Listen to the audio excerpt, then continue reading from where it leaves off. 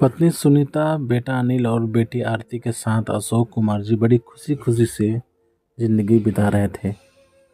अशोक एक सरकारी दफ्तर में नौकरी कर रहे थे। पत्नी सुनीता एक गृहिणी है। घर के पूरे काम करने के साथ साथ वो दोनों बच्चों की पढ़ाई में उनका देखभाल करती थी। अनिल 10वीं में और आरती 8वीं में पढ़ती थी। अशोक अपने काम में बहुत व्यस्त थे और उन्हें सुनीता के ऊपर बहुत भरोसा भी था। कभी कभी वो सुनीता को बोल भी देते थे कि उसकी जिम्मेदारी निभाने के तरीके सबसे निराली हैं। सुनीता को ये मालूम था कि अशोक उसे बहुत प्यार करते हैं और विश्वास भी करते हैं। सुनीता ये भी मानती थी कि अशोक की वजह से वो ये सब कर पाती है। वो जानती है कि अशोक जो इतना मेहनत करते हैं वो सब पूरे परिवार को सुखी रखने के लिए करते हैं। सुनीता हर समय अशोक को खुश देखना चाहती है। वो भी अपने पति अशोक को बहुत प्यार करती है। ऐसे ही दिन बीतते गए। अनिल ने 10वीं का इम्तिहान दिया और नतीजा भी अच्छा आया। अशोक और सुनीता बहुत खुश हुए। एक दिन अशोक शाम ने अनिल से पूछा कि आगे वो क्या करना चाहता है। अनिल इंजीनियर बनना चाहता है। सुनने के बाद अशोक उसको बोले, ठीक है बेटा, उसके लिए तुम्हें अभी से तैयारी करना होगा अच्छे कॉलेज में पढ़ने के लिए। मैं और तुम्हारी माँ तुम्हारे साथ हैं। अशोक फिर अनिल का दाखिला 12वीं के लिए विज्ञान में करवा दिए। उसके साथ ही उसको इंजीनियरिंग के दाखिला इम्तिहान की तैयारी के लिए एक अच्छे से कोचिंग सेंटर में भी डाल दिए। 2 साल के बाद अनिल 12वीं में अच्छा नतीजा लाया और सबसे बेस्ट इंजीनियरिंग कॉलेज के लिए भी चुना गया। अशोक ने उसका दाखिला करवा दिया। वहाँ उसे छात्रावास में रहकर पढ़ना होगा। इधर आरती भी 10वीं में अच्छे नतीजा लाई थी। अशोक बहुत खुश हो गए। अशोक ने सुनीता को बहुत बधाई दिया और बोले कि उसकी वजह से दोनों बच्चे आज पढ़ाई में इतना अच्छे किए हैं। फिर जब आरती को पूछा गया वो क्या करना चाहती है तो उसने बोला कि वो बड़ी होकर आईएएस बनना चाहती है। आरती के बारे में दाखिला करा दिए। अशोक आरती के लिए पत्रिकाएं, अखबार और कुछ साधारण ज्ञान के पुस्तकें अब मंगाने लगे। जब आरती 12वीं के बाद उसकी ग्रेजुएशन का आखिरी साल में थी तो अशोक उसको एक कोचिंग सेंटर में भेजने लगे। वहीं अनिल इंजीनियरिंग खत्म करके एक अच्छे निजी कंपनी में काम करने के लिए चुन लिया गया। उसको नौकरी के लिए विदेश जाना पड़ेगा। ये बात सुन के दोनों अशोक और सुनीता थोड़ा दुखी हुए कि उनका बेटा उनको छोड़ बाहर चला जाएगा, पर खुश थे कि उसके जीवन में खुशियाँ आने लगा था। सब तैयारी हो गया। अनिल नौकरी के लिए विदेश चला गया और बोला कि हर साल 2 महीने की छुट्टी मिलेगी तो वो घर आएगा। सुनीता बेटे को विदा करते समय भावुक हो गई और अशोक ने भी उसे गले लगा के आशीर्वाद देकर विदा किया। आरती ने भी अपने भैया को खुशी खुशी विदा किया। इधर आरती ग्रेजुएशन के बाद आईएएस की तैयारी में जुट गई। अगले साल आरती आईएएस के इम्तिहान में चुनी गई और अपनी पीजी के फाइनल भी दे दी। अशोक और सुनीता के खुशी का कोई ठिकाना न था। उन्होंने सारे मोहल्ले में मिठाई बांटी। फिर आरती उसकी ट्रेनिंग के लिए चली गई। इस बीच अनिल एक बार घर आकर 2 महीने रह के वापस जा चुका था।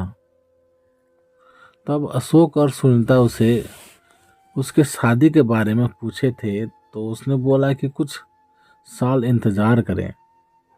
इधर अशोक सारे दोस्तों और रिश्तेदारों में अपने बच्चों को लेकर अपनी खुशियाँ और मान बांटते रहे। वो सुनीता को बोलने लगे, देखो मेरी नौकरी सिर्फ 1 साल और है। मैं चाहता हूँ कि इसके अंदर दोनों बच्चों की शादी बड़े धूमधाम से करेंगे, सबको बुलाएंगे। सुनीता अशोक की खुशी देखकर बहुत खुश हुआ करती थी। अब अशोक जी ने दोनों बच्चों के लिए रिश्ते देखना शुरू भी कर दिए। एक दिन अनिल फोन करके सुनीता को बोला, माँ मैं उस दिन आपको कुछ बोल नहीं पाया। असल में मैंने यहाँ मेरी एक साथी के साथ शादी कर लिया है। मुझे यहाँ की नागरिकता भी अब मिल जाएगी। आप दोनों यहाँ आकर मेरे साथ रह सकते हैं। आप पिताजी को समझा देना। सुनीता ये सुनने के बाद कुछ बोल नहीं पाई। क्या बोलेगी अब?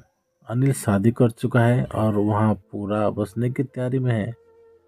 उसको अब अशोक की चिंता हो रही थी। वो अशोक को जानती है, अशोक बर्दाश्त नहीं कर पाएगा।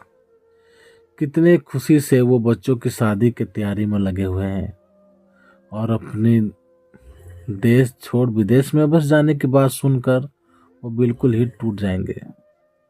अशोक अपने देश को बहुत प्यार करते हैं। वो कट्टर देशभक्त हैं। सुनीता के मुंह से कुछ निकल नहीं पा रहा था। उसने फोन काट दिया। अनजाने में आंखों से आंसू टपक पड़े। कल आरती की ट्रेनिंग खत्म हो गई। अभी उसके बारे में कुछ सोच रही थी कि उसका भी फोन आ गया।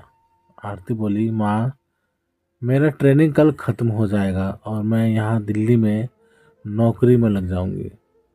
छुट्टी मिलने पर घर आ जाऊंगी। सुनीता ऐसे तो अनिल के दिए हुए सदमे से निकल नहीं पाई थी। फिर ये सुन के दुखी होकर पूछी, पर तेरी तो नौकरी हमारे राज्य में होने को था, तो दिल्ली क्यों? फिर थोड़ा रोक कर आरती बोली, असल में माँ मैं कैसे बोलूँ, क्या है ना, मैं यहाँ पर ट्रेनिंग के दौरान दिल्ली के एक लड़के रमेश से प्यार कर बैठी हूँ और हम दोनों शादी करना चाहते हैं। इसीलिए मैं दिल्ली में नौकरी करना चाहती हूँ। माँ तुम पिताजी को समझा कर यहाँ उन्हें लेकर आ जाओ और रमेश के घर वालों से बात करके तारीख पक्की करने के लिए बोलो। प्लीज़ प्लीज़ माँ। ये सब सुनकर सुनीता रोने लगी थी। वो अब सोच रही थी कि अशोक को कैसे बोलेगी। अशोक अगर सुनेंगे तो वो पूरे ही टूट जाएंगे। क्या कर बैठेंगे पता नहीं। अशोक के सारे अरमान टूट जाएंगे। अब सुनीता बोली, देखो बेटा अब तुम सब बड़े हो गए हो, अपने फैसले खुद ले रही हो, फिर हमारी ज़रूरत क्या है? मैं कोशिश करूंगी तुम्हारे पिताजी को बताने की। तुम लोग खुश रहो। इतना कहकर फोन काट दिया। सुनीता सोफे के ऊपर एक प्रतिमा की तरह बैठी रही। आंखों से आंसू बह रहे थे। तब अशोक घर आए। कामवाली ने दरवाजा खोला। अशोक हाथ में मिठाई के डब्बा लाए थे। आज अनिल के लिए एक अच्छा रिश्ता आया है और सुनीता को वो मिठाई खिला के सुनाएंगे। जब वो सुनीता के पास गए तो वो देखे वो सोफे के ऊपर बैठी रो रही थी। उसके पास जाकर उसे पूछे, क्या हुआ सुनीता, क्यों रो रही हो? कुछ जवाब नहीं मिलने से वो सुनीता को हिलाकर पूछे, बोलो सुनीता क्या हुआ, कुछ तो बोल। तब उनको लगा कि सुनीता को कुछ हो गया। अशोक जी ने एम्बुलेंस बुलाया और सुनीता को अस्पताल ले गए। रास्ते में सुनीता को हिला हिलाकर अशोक रो रो कर बोल रहे थे, कुछ तो बोलो तुम, कुछ तो बोलो।